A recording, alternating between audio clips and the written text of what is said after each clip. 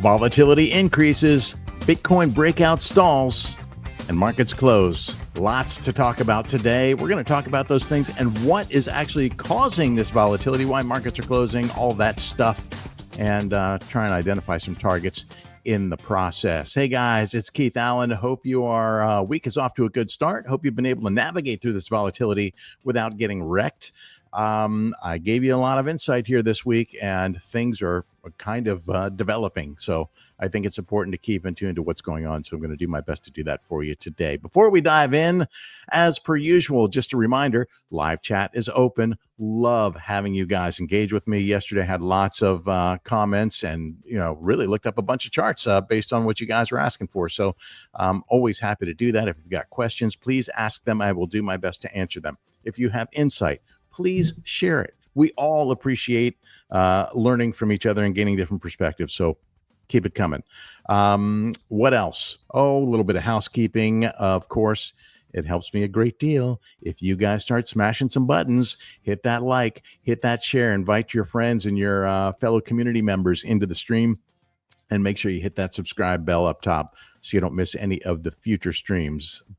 We've got holiday weekend coming up, and a really good deal for you, by the way, I want to share with you before I get into the analysis, and that is Material Indicators Independence Day sale going on right now, 25% off every single plan, including lifetime plans, including monthly plans. We normally don't even put the monthly plans on sale, and we rarely put the lifetime plan on sale.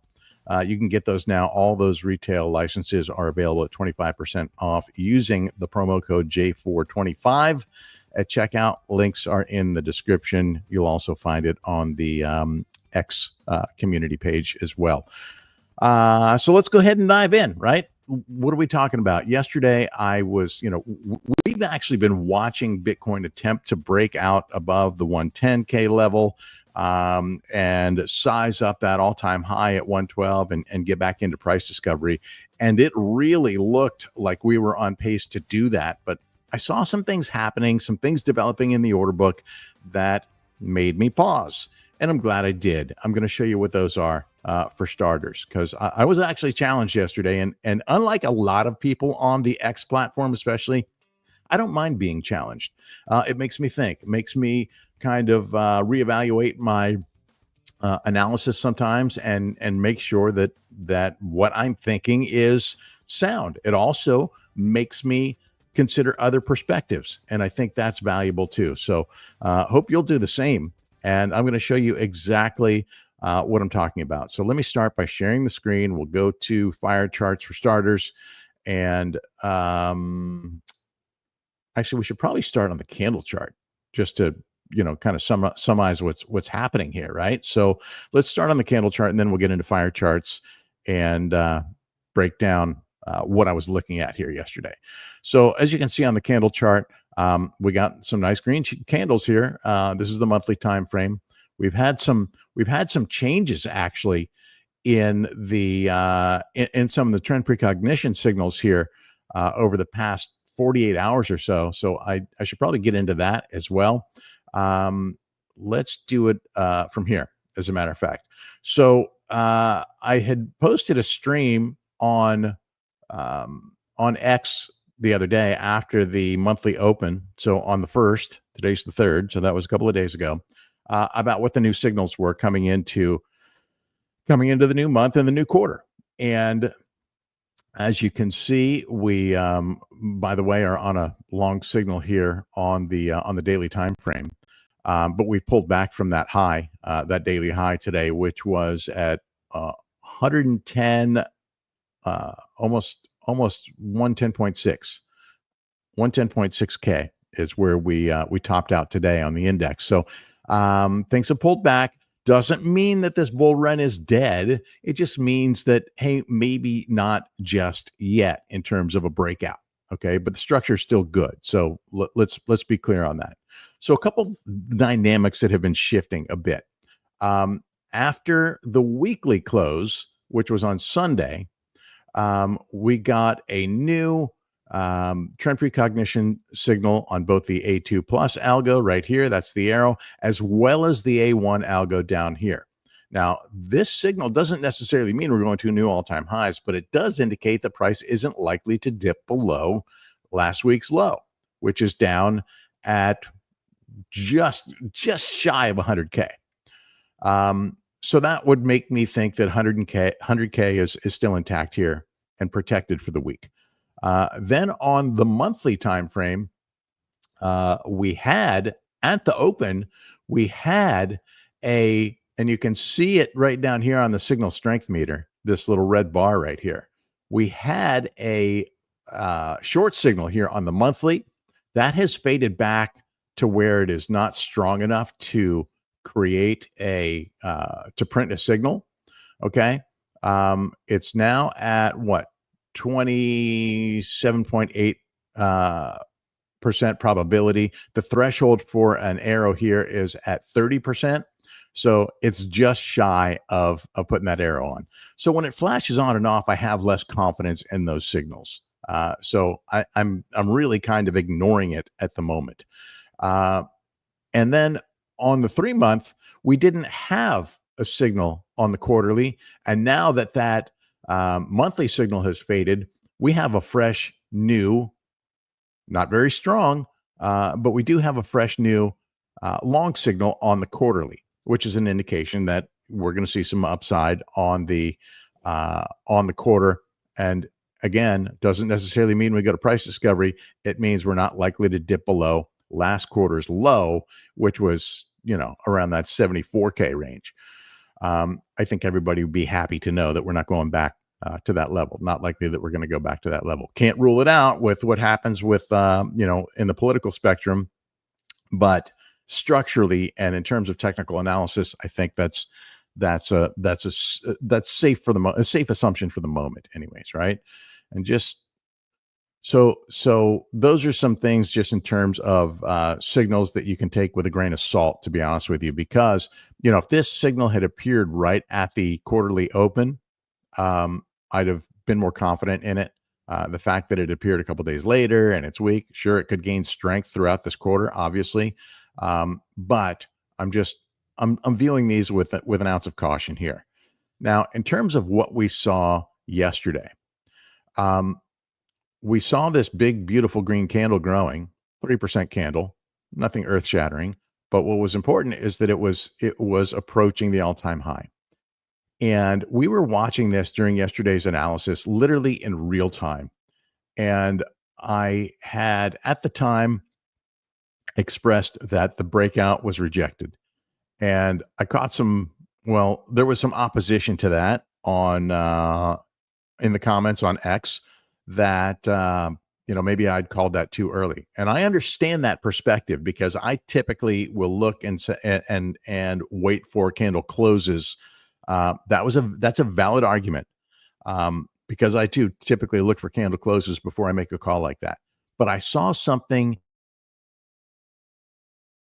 in the moment on the live stream while monitoring live order book and order flow data. I saw something in the moment that caused me to make that call. And I'm going to show you exactly what that was.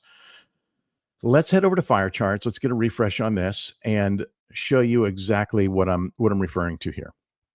So yesterday, literally amidst the stream, we had right in this range, we had 32 million, 33 million in ask liquidity as a, not a huge sell wall by any stretch of the imagination, but a solid one. As you can see, there's nothing bigger than that on the screen right now for the week, I might add.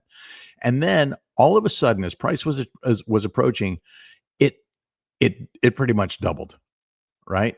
Like in an instant. And so if we should still have some of that right here. Unfortunately, I missed the very beginning of it. It's already timed out of the space here. But as soon as that happened, we had seen, I guess I got to go back to the weekly to see it. We saw some selling begin here, especially out of the purple order class. And then, of course, others followed. And so that was my indication that this breakout attempt was gonna fail. And again, I got questioned on that.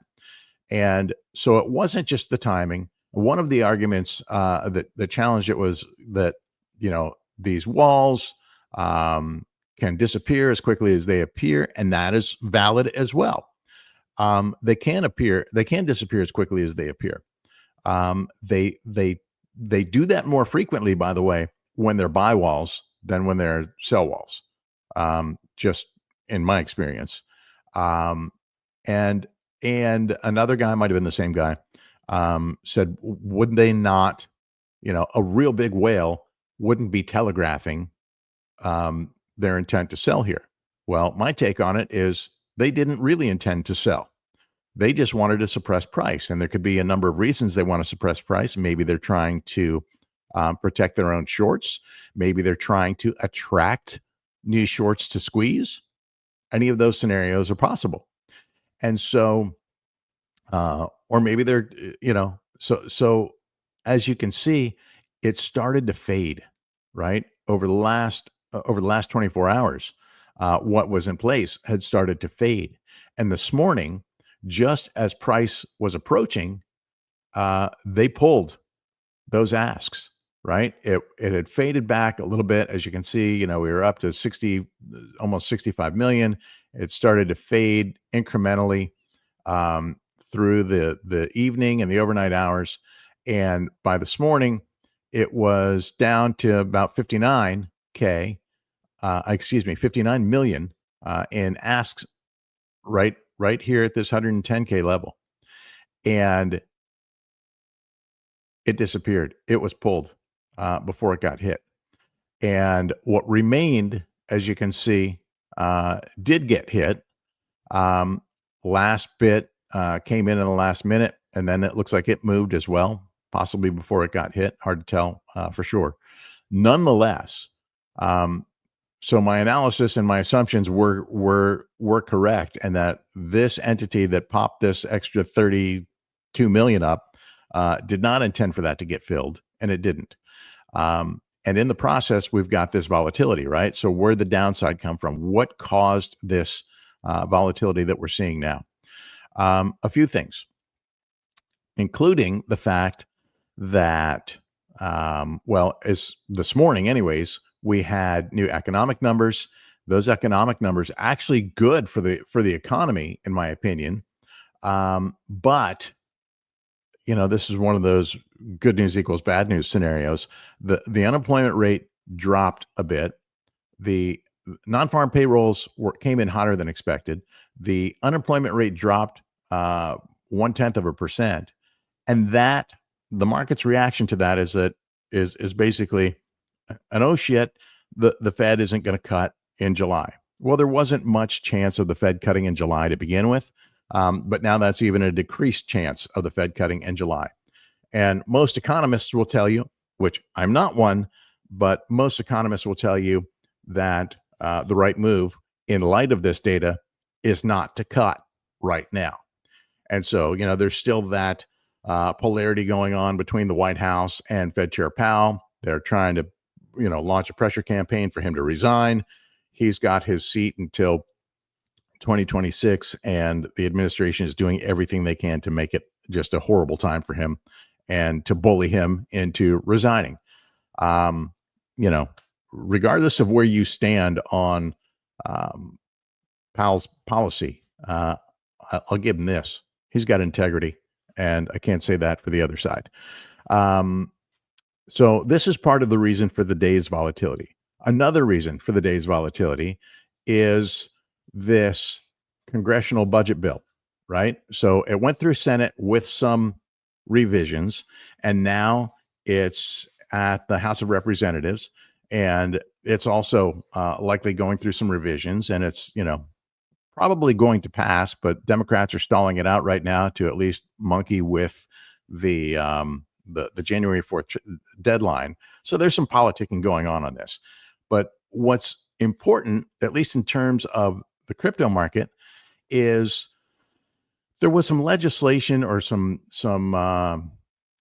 provisions in it directly relating to crypto and crypto taxes. And some of that has been removed from the latest version that cleared the Senate. And so it's going to be interesting to see what ends up in the final bill, because if there's any revisions in the House of Representatives, um, that's going to have to go back to the Senate for approval. And this delays the process is, part of it, but there could be changes back and forth, back and forth. There's so much in this bill. They're trying to jam so much in it. It's really difficult to pass. And, those that are in opposition are getting bullied into voting for it, at least on the Republican side. And nobody really knows yet at this stage what is going to be in the final version of this bill if it does indeed pass. So a little bit of caution from the market in that regard. Another thing influencing the volatility, and I talked about this on Monday, is the paradigm shift we're seeing with ETH and alts, largely based on this new interest in building ETH treasuries. We talked about Tom Lee taking on a role early this week, and he will be spearheading this effort to in a publicly traded company. I think it's Bitmine that is going to build an ETH treasury in the same manner that, or at least a similar strategy to what Michael Saylor has been doing with Bitcoin. They're going to build a corporate treasury out of ETH. And the reason for that, at least according to Tom Lee, is because of all of the institutional adoption and use cases that they see with ETH, most specifically with banks and our financial system. So we've seen now additional companies following suit that put some renewed interest in ETH, and ETH price is moving based on that. As we can see, if we look at ETH, coming off of a nice bounce here as well. So maybe ETH is getting, a little bit of capital is rotating into ETH to help it make this move and maybe break out from this flag right here. And so this is something we're watching closely. What would invalidate this breakout attempt? Falling back down below these moving averages. Now, it's notable that we do have a golden cross here between the red 50 and the purple 200-day moving average. That is an indication of upward momentum. Yes, it's a lagging indicator, but this momentum tends to continue. If we look at it on the weekly, the shorter time frame is actually showing a pending death cross between the 50 and 100. These are kind of midterm time frames, whereas this on the daily is obviously daily time frame is shorter, but a 50 and a 200, this kind of averages out. We're in the midterm. There's a little bit of a battle here going on for the trend. At the moment, it is, as you can see in the short term, bullish and trending upward. Let's see if that changes for the quarterly. On the quarterly, we have a good signal here on the quarterly time frame for ETH to continue upward with this 21 quarter moving average would be the invalidation if price drops back below. Boy, for me, if price comes into this range, that is an opportunity to add to my position, and I will take advantage of that if it happens. In light of what's happening with this new ETH treasury trend really just beginning, I think this speaks well for ETH, a coin that I really don't like that much. Now let's go back to Bitcoin for a second, because I want to show you what I think we need to watch in terms of this this attempt truly failing. Okay, so where are the invalidations? So we have technical support down here at the the 50 and the 21 moving averages are very tightly wound here, in a very close range around 106K. That was the range that we just cleared, right? So we're trying to validate this RS flip at 106. So that would be something to watch. There at the moment is some liquidity in that range, not a ton, but there is some. So let's look and see how the order book is stacking up at this point for that range and what we might look for around that. As you can see, we have some bid liquidity at 106, a little bit more concentrated down at 105, about 10 million down here, about 8 million up here, and some secondary support below it, trying to insulate this level here. Below that, we see that 100K level, and just below that, 98K. So why are these levels important? Why are these levels coming into play? I'm going to show you. Let's go to my halving chart, and I'm going to clear trend precognition out of this just to get rid of some of the noise. And let's look at what these key levels are. Okay, we have obviously here, we have the all-time high on the upside. We have, that's not what I wanted to do. We have this kind of top of range at 110, this little line right here, and support at the yearly open. But we were looking at 97 or 98K. And the reason that that level comes into play is because of the timescape, which we have this new indicator, material indicators, that we haven't even released it yet, but this is called timescapes. And what these lines are marking are the yearly and quarterly opens, and the first week of the year, first week of the quarter. And those seem to have some relevance here. As you can see, we have that first weekly open, first week of the year was right there in that 98K range. So that's why we're seeing some liquidity concentrated around that area. In my opinion, that has confluence with this first week of the year, which opened at 98.3K, 98.4K, something like that.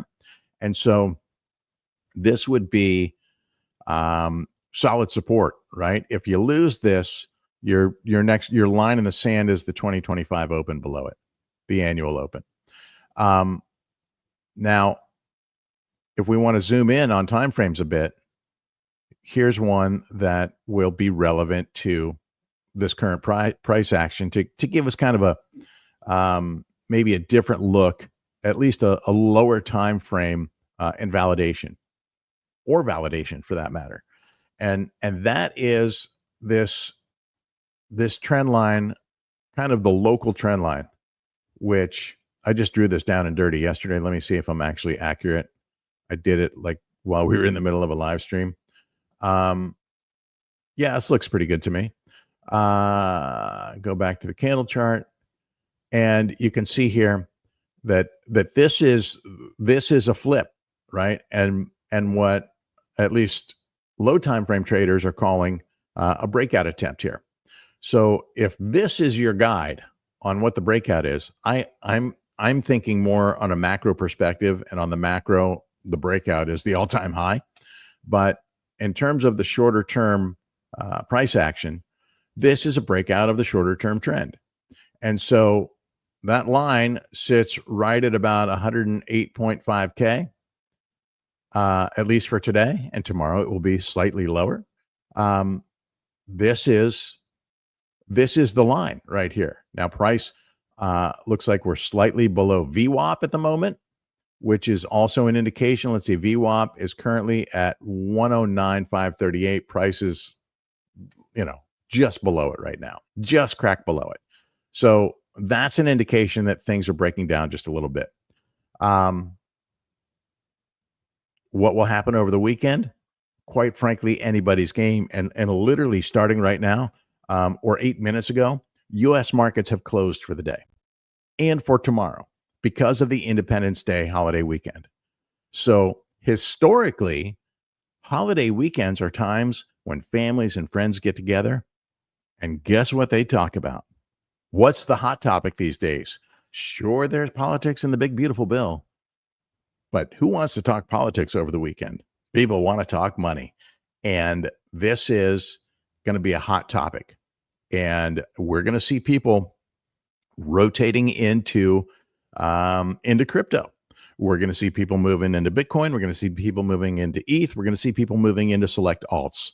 And likewise, some will be rotating out of what they're in into potentially what they perceive as better positions or increasing positions and rebalancing, et cetera. All of that is going to be going on here in the coming days, and especially next week when TradFi opens up again. Because remember, if your crypto exposure is through an ETF, you can't touch that thing over the weekends or over holidays while markets are closed. So we've seen since the addition of crypto ETFs, we have seen those ETF holders get beat up a little bit through weekend volatility, and then of course things tend to level back out on Monday when the market reopens. So keep that in mind as well. Big lesson here is not to overtrade, not to overreact, and to let the trade come to you. Whatever your conviction is, right? If your conviction is right here that, hey, I'm good with this short term. If we hold up here, I'm taking my position. Go for it. That's up to you. I personally already have my position, and I'm just looking to add to it incrementally when I have good opportunities. And that means looking for better entries than I already have. And so this doesn't really do it for me. I want to be back down here. I want to be back below 106 because that's where my highest entry is right now. So that's my thoughts on Bitcoin and the weekend volatility that's ahead. The other reason that I think there's going to be volatility is, quite frankly, the lack of liquidity in the order book below our current price, right? So this is thin enough to move through quite easily. And so that's something I'm going to be keeping an eye on over the weekend. Do we see, potentially guardrails come up over the weekend and hold price in this range, or do we see roof pulls or rug pulls that give that open the door to more volatility? Those are things we watch closely. And the other thing we watch closely is the order flow. So as you can see, purple whales, like brown whales, have been hitting it pretty hard lately, and quite frankly, increasing their influence over the price action. They certainly make larger trades than the purple whales, right? Brown whales, those trades are $1 million to $10 million, whereas purple whales, $100,000 to $1 million order sizes. Now, these are market orders we're talking about.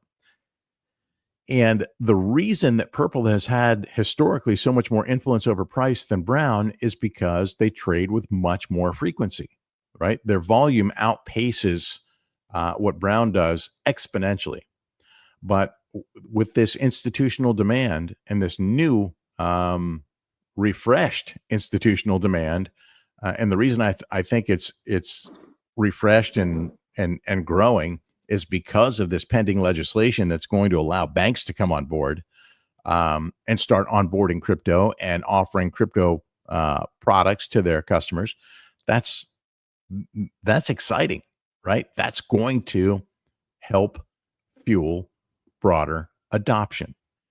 And so in terms of timing, I personally think the dips are for buying at this stage. I'm not in a rush. I don't think there's going to be a straight line up. I don't believe in straight lines. I believe in the ebb and flow of the markets, and I believe in patience and discipline. And that will serve you well. Another coin that we should probably be paying attention to, Solana.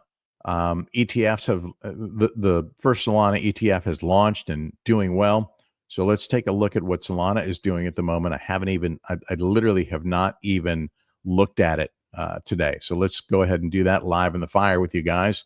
Solana USDT on Nance. And what's happening? Look at this. Rejection from the 50-day moving average.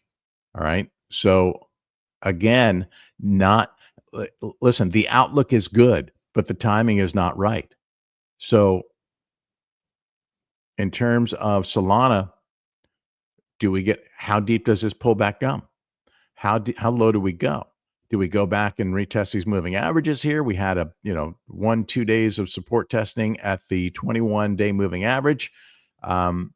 Is third time a charm? What's it going to take to break out of this? And if this doesn't hold, do we come down here, or do we eventually, at some point in time, like if we stay in this range and just keep ranging here, eventually we're going to have to break this structure. And based on the geometry here,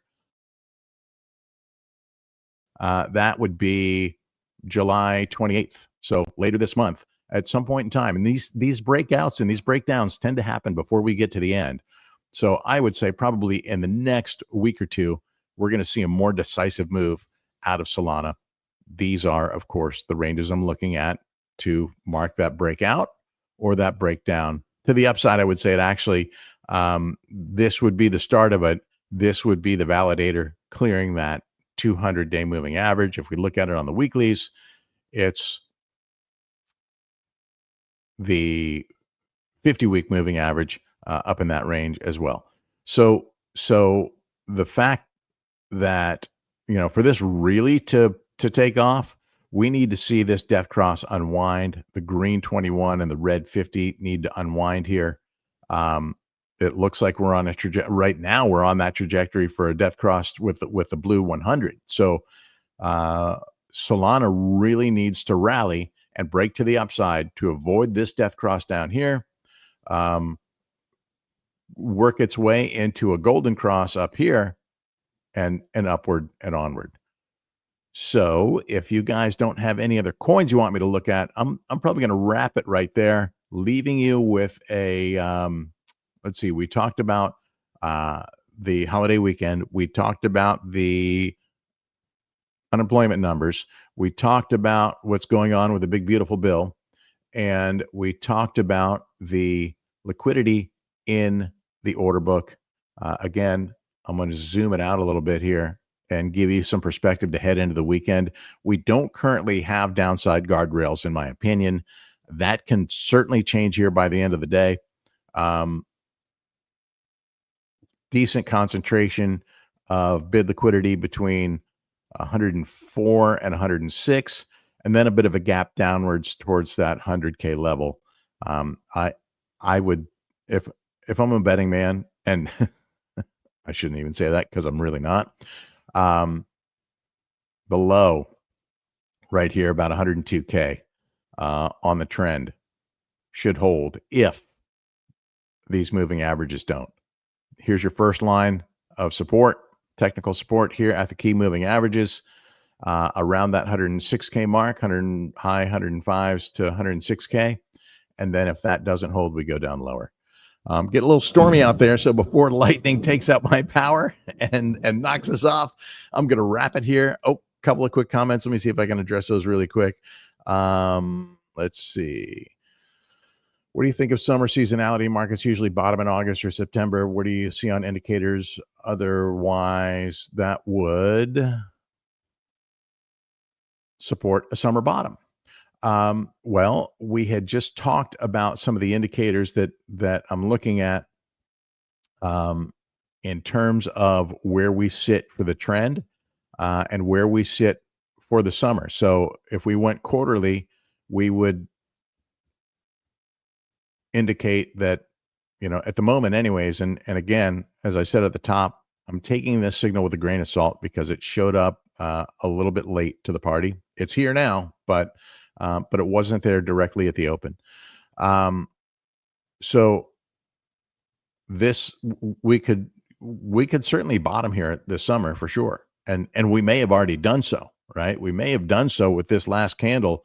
Well, that was actually in the second quarter. So let's tighten it up a little bit and see if we're, maybe the bottom's coming off of this trend line where we sit at the moment. The factors that are going to determine whether we really have a breakout here, in my opinion, are what happens with these tariffs. Oh, that was the other thing that I wanted to mention. Tariffs, right? The whole dump down to 74 happened in early April on the tariff announcement. Then we heard there was going to be a negotiation period, and Trump walked back his comments. We got into this negotiation period, and the market rebounded quite nicely. The reality set in that, those big ridiculous numbers that he put out there was a negotiating tactic. He's still doing that to some degree, certainly with Canada, but a few deals have come in. Big important one would be China, obviously. UK, obviously. Now the EU is saying they're ready to come to the table. Who knows what that deal is going to ultimately finalize like. I think there was a deal with Vietnam recently. But that 90-day negotiating period is coming to an end in the next, I don't know, week or 10 days. So what happens then? Are all those deals actually done? Or are we going to hear the administration kick the can down the road and go, oh, we're going to have beautiful deals in a couple of weeks? Who freaking knows? The market, the market can bake in whatever the reality becomes.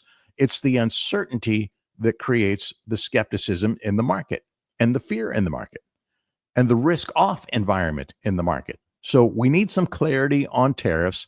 That is number one. And then the market wants to see a rate cut. And that rate cut, obviously based on the news that we saw this morning, not likely happening here in this month, not in July. But it looks like, and let's get a refresh on this. It looks like there is an increased probability of that happening in September. And so this would be at the end of the quarter, right? Late in the quarter. And we could see that happen here. And then we know what happens at that point, right? When the Fed starts cutting is when the market starts soaring. So keep that in mind. Hope that sheds some light on that idea for you. Again, strong ask liquidity above. Nothing is an amount that is impenetrable on either side, in my opinion. But the path of least resistance is a little bit lower before we actually lock in this breakout. We're just going to have to keep watching to see how this develops, right? Because at the moment, things are holding strong at this short-term trend. Just in the time that we've been on, we've reclaimed the VWAP for the moment, and we'll see if this level can hold. So in terms of the short-term price action continuing upward, and by short-term, I'm talking like this weekend, then, and lightning is crashing all around me like I'm talking about something really evil. For this to continue, price has to hold above this 108.5K level through the weekend. If not, then obviously we're going to break down and maybe go back and retest support here at this 106K level. All right. Hope that gives you some insight and something that you can rest on. Here's a suggestion. If you haven't already picked your targets, pick your targets and then back away from screens and then go enjoy the weekend, touching grass, celebrating with your friends and family, doing something you love with the people you love. That's what I'm doing. Good luck to you.